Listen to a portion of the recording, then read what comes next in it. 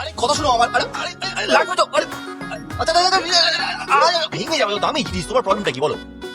আমি ডক্টরের কাছে যাবো, হয়েছে? আমার না মাথা কাজ করছে না, and not only for you, এসব কাজকর্ম নিয়ে না পুরো ঘেটে আছে। Why you getting me into all this?